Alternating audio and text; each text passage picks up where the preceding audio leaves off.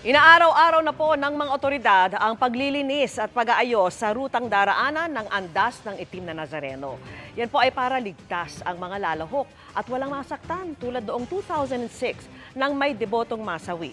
At nakatutok si Oscar Oida. Sa gitna ng tila dagat ng mga deboto sa traslasyon noong 2006. Isang lalaki ang nahulog sa isang butas na tinakpan lang ng kahoy. Nadaganan siya ng ibang deboto na sinundan ng stampede.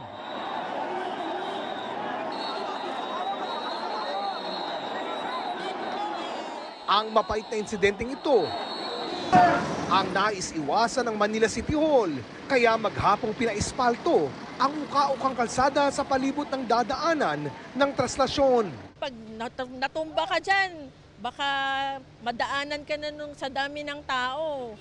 Hindi ka na makabangon. Matatapak-tapakan na po sila ng mga ibang mga namamanata. Disyembre pa raw sinimulan ang pag-aayos kasama ang mga biyak na bangketa at mga drainage, pati mga punong dadaanan ng andas. Tinitrimming namin para po maganda po yung route, maganda po yung daloy ng traslasyon natin.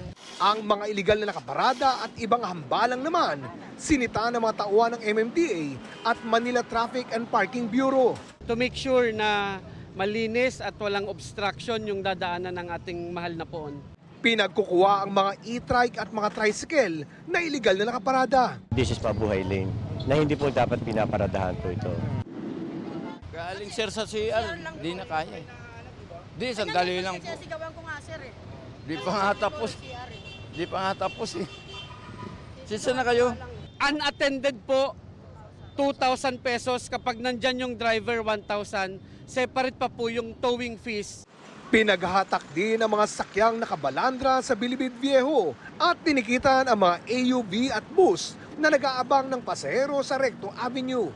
Wala ring kawala ang mga nangangalakal na ginawang tambakan ang mga bangketa sa Arlegui. Pag sinabi naman nila maglinis, naglinis kami. 3 bis na kami tinanggal dito. Sa may ZP de Guzman, kusang binaklas ng may-ari ang ihawang ito sa bangketa. Kaya nga, ikalit na nga namin dyan, pinalit nyo na naman dyan. Ano mangyayari sa buhay natin ganyan? Talagang gusto nyo ata kuhanin eh. Pero ang ihawang ito sa kalapit na tindahan, inabutan at tuluyan ng binitbit ng mga enforcer. Araw-araw na ang clearing operation hanggang sa traslasyon. Sana po makiisa yung ating mga citizens at yung may mga establishments sa mga lugar na ito para ma-ensure naman po na maayos at maluwag yung dadaanan ng ating mahal na poon sa traslasyon ng Nazareno. Para sa GM Integrated News, Oscar Oida, nakatutok, 24 oras.